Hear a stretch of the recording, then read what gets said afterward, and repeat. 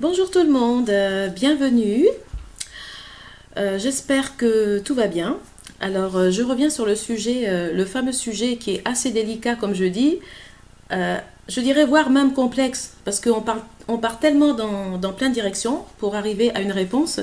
Donc, c'est le fameux sujet, au fait, de savoir quand est-ce qu'on est métisse, quand est-ce qu'on est noir, quand est-ce qu'on est métisse. Comment on peut se revendiquer noir? Est-ce qu'on peut se revendiquer noir quand on est métisse? Ou est-ce qu'il faut rester métisse? Donc ça, c'est un sujet vraiment, un sujet en ce moment qui se débat beaucoup, enfin qui provoque beaucoup de discussions sur les réseaux sociaux. Alors déjà, moi je distingue plusieurs choses. Je distingue trois choses pour expliquer cette histoire de métisse et de noir. Je distingue trois choses. Je distingue d'abord le côté culturel. Le fait d'être noir, c'est aussi un côté culturel. Le fait d'être noir, il y a le côté génétique et il y a aussi le côté personnel, de savoir comment on se sent. Donc ça fait trois choses différentes. Le côté culturel, c'est que il y a certaines communautés africaines où le métis est noir. C'est le cas par exemple aux États-Unis. Alors je ne sais pas maintenant, mais jusqu'à présent, le métis aux États-Unis a toujours été considéré comme noir à l'intérieur de la communauté noire, parce que le métis, au fait, ne devait pas reconnaître son identité métisse. Aux États-Unis, un métis ne pouvait pas dire qu'il était métis, qu'il avait les deux côtés, donc il fallait qu'il soit noir. Donc c'est ainsi que le métis aux États-Unis a toujours vécu avec, enfin normalement, il était classé avec les noirs. Donc le métis culturellement était noir aux États-Unis. Alors qu'en France, c'est différent. En France, le métis était reconnu comme métis, mais par contre, c'était d'une façon assez hypocrite. Et je vais justement m'expliquer, voilà, pour que vous compreniez au fait. Donc, culturellement, aux États-Unis, le métis était noir. En France, culturellement, on a fait semblant de reconnaître le métis, mais en réalité, le métis en France, pour être encore mieux vu, devait se cacher derrière un noir. Ou au pire, s'il était vraiment très très très blanc, se cacher derrière un blanc. Mais on faisait croire au métis qu'on le reconnaissait en France. Donc le métis, lui, il se croyait reconnu en France jusqu'au moment où il s'est aperçu qu'il fallait qu'il se range derrière des noirs pour être encore mieux accepté, pour, je veux dire, être vu comme, voilà, comme quelqu'un de visible. Parce que quand il avait le courage de se revendiquer métis, on le regardait un petit peu comme une sorte d'extraterrestre. Parce que là, du fait qu'il disait qu'il était métis, on lui faisait comprendre qu'il venait sûrement d'une autre planète et qu'il était un peu bizarre. Donc, excusez-moi, je ne veux pas choquer. Bon, je sais pas qui vous êtes, si vous êtes métis, noir ou blanc. Je ne veux pas vous choquer, mais au fait, ce que je vous dis, c'est la réalité. C'est la vérité, c'est que le métis, quand il se disait métis en France, on lui faisait comprendre qu'il était un petit peu... Alors, je ne dis pas que c'est tout le monde, mais il y a pas mal de personnes, je ne dis pas que c'est tout, voilà, que c'est tous les blancs qui étaient comme ça, mais il y a quand même certains blancs, voilà, certains blancs qui leur faisaient comprendre en tant que métis que c'était impossible qu'ils puissent avoir une identité parce qu'ils étaient un peu bizarres.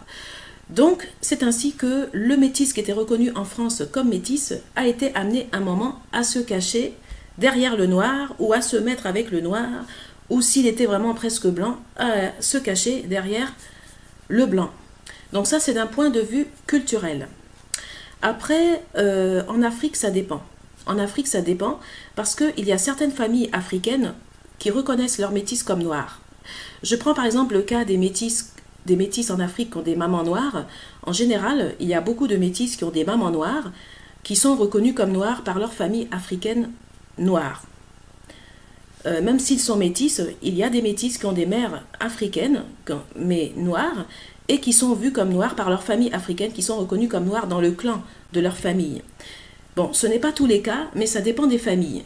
Donc il ne faut pas généraliser, parce que il y a au fait des exceptions. Bon, quand la maman est blanche, c'est un peu différent. Alors, comme je disais, au fait, en Afrique, il y a certains métis qui sont foncés de peau, qui sont reconnus comme étant des Noirs par leur communauté africaine en Afrique. Donc, alors ce que je veux dire, c'est que qu'est-ce que c'est? En fait, le fait d'être noir, c'est que tu peux être reconnu, même si tu es métisse, tu peux être reconnu comme étant noir par une communauté africaine. Mais génétiquement, tu n'es peut-être pas noir, mais tu peux être reconnu comme noir.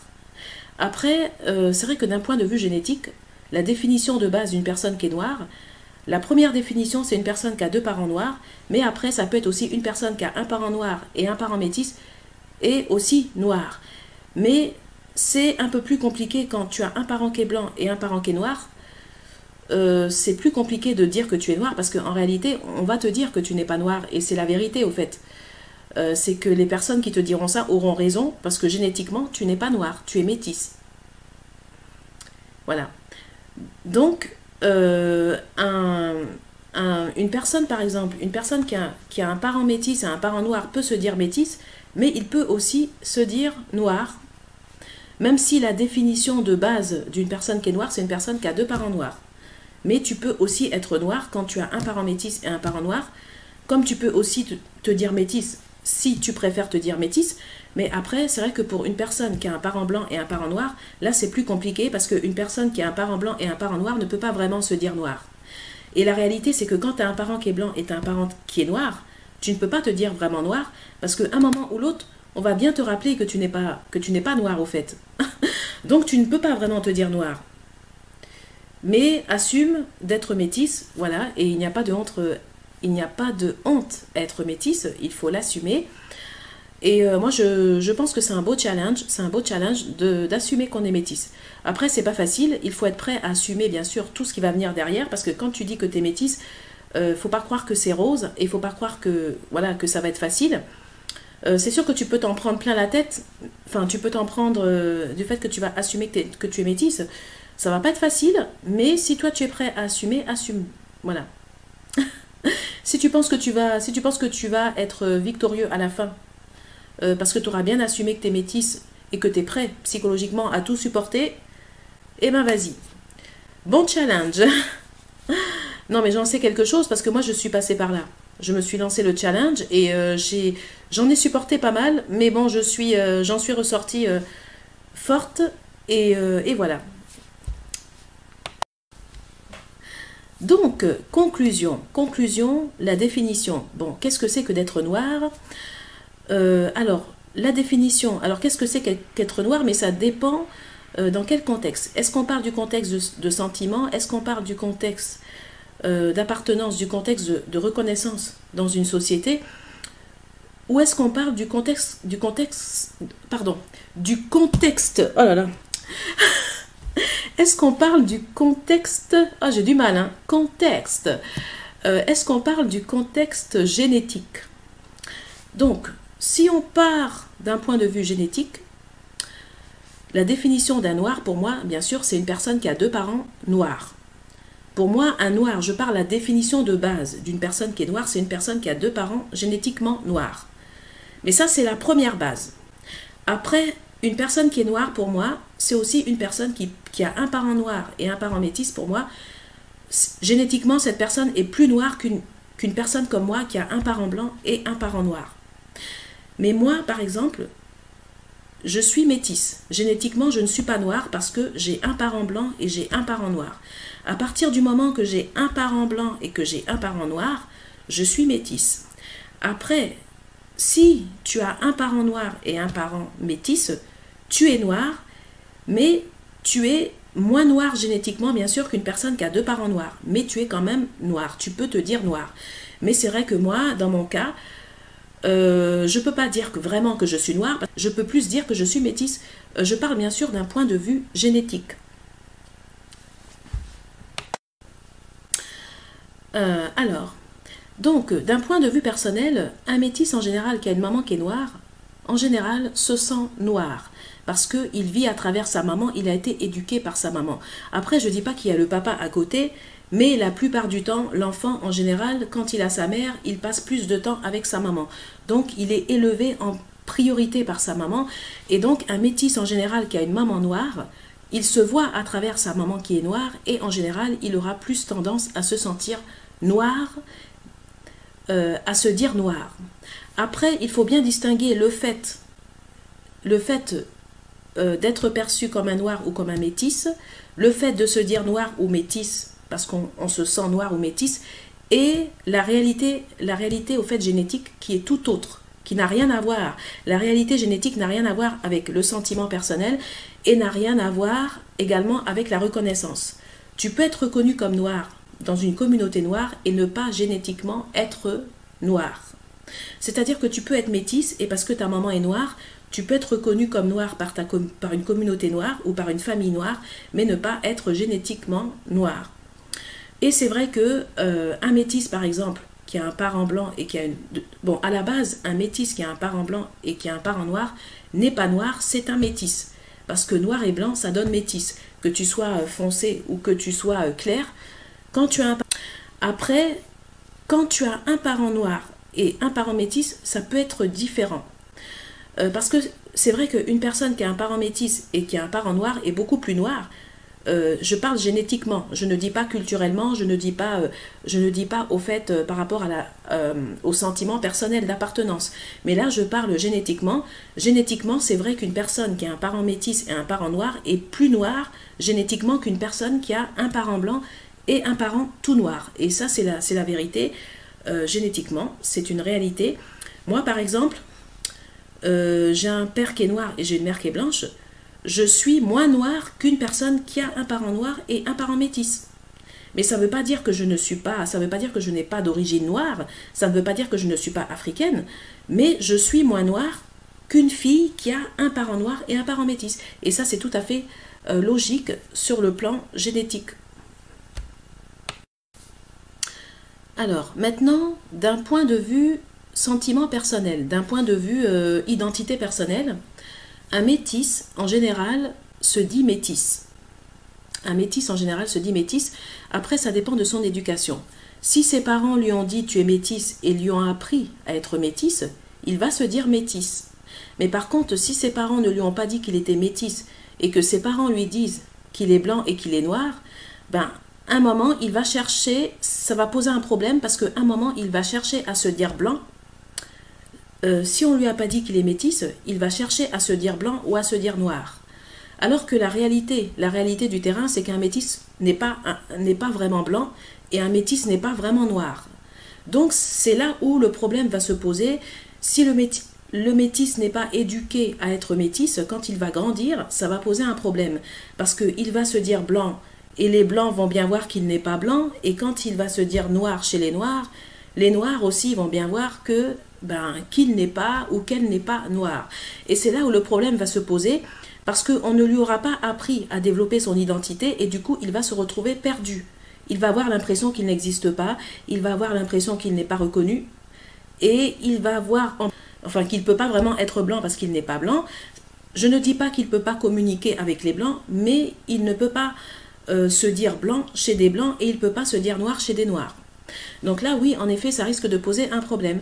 Donc c'est pour ça, d'où l'intérêt, en général, le métis, de lui dire carrément qu'il est métis. De ne pas lui cacher la réalité, même si c'est pas facile, même si c'est peut-être difficile de l'assumer. Il faut lui apprendre. Il faut lui apprendre à assumer, il faut lui apprendre à vaincre les obstacles, il faut lui apprendre à s'assumer en tant que métis et à l'accepter et lui dire qu'il n'y a pas de honte à être métis. Alors, quand la maman est blanche, c'est un petit peu différent.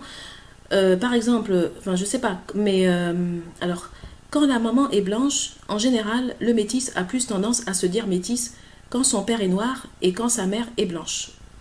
Je pense même qu'il a plus, enfin c'est pas tout le temps, mais je pense en général que le métis qui a une mère blanche a plus tendance à se dire métis. Que le métis qui a une mère noire va plus facilement se dire noir. Après, l'enfant qui a une mère blanche ne peut pas vraiment être accepté comme noir dans sa famille africaine. Il peut être accepté comme métis dans sa famille africaine, mais l'enfant qui a une mère blanche ne peut pas vraiment se dire noir dans sa famille africaine. Parce que sa maman est blanche, il a une éducation peut-être un peu plus européenne et il a été élevé par une femme blanche. Et c'est un peu différent quand la maman d'un métis est noire, c'est pas pareil. Parce que quand la maman du métis est noire, le métis est plus élevé à l'africaine. Mais ça ne veut pas dire que le métis qui a une mère blanche n'a pas sa culture africaine, mais il est plus élevé à l'européenne, tout en ayant bien sûr, tout en ayant sa culture africaine à côté. Le métis qui a une mère blanche aura une éducation plus européenne, mais ça n'empêche pas qu'il peut avoir sa culture africaine et qu'il peut aussi avoir l'éducation africaine à côté. L'enfant métis qui a une mère noire, normalement, a une éducation aussi africaine parce qu'il est élevé par sa maman qui est noire, mais il peut très bien également avoir aussi un peu d'éducation, enfin, il peut avoir aussi une partie de l'éducation européenne par son père qui est blanc. Après, ça dépend si c'est un enfant métis qui a vécu qu'avec sa maman qui est noire, ou si c'est un enfant métis qui a vécu avec ses deux parents, ou si peut-être il n'a pas vécu avec sa mère noire et il a vécu avec un père qui est blanc, c'est encore différent. Donc, il faut bien distinguer d'un point de vue culturel. Il y a des métis qui sont vus comme des noirs dans leur famille, d'un point de vue culturel, et qui sont vus par des noirs dans certaines communautés de noirs, mais pas bien sûr dans toutes les communautés noires au fait. Alors, comme je disais, au fait, en Afrique, il y a certains métis qui sont foncés de peau, qui sont reconnus comme étant des noirs par leur communauté africaine en Afrique.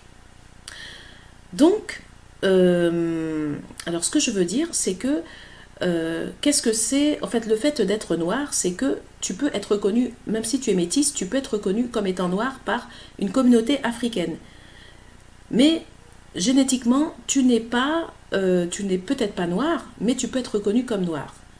Après, c'est vrai que d'un point de vue génétique, la définition de base d'une personne qui est noire, la première définition, c'est une personne qui a deux parents noirs, mais après, ça peut être aussi une personne qui a un parent noir et un parent métis, et aussi noir. Mais c'est un peu plus compliqué quand tu as un parent qui est blanc et un parent qui est noir. C'est plus compliqué de dire que tu es noir, parce qu'en réalité, on va te dire que tu n'es pas noir, et c'est la vérité au fait.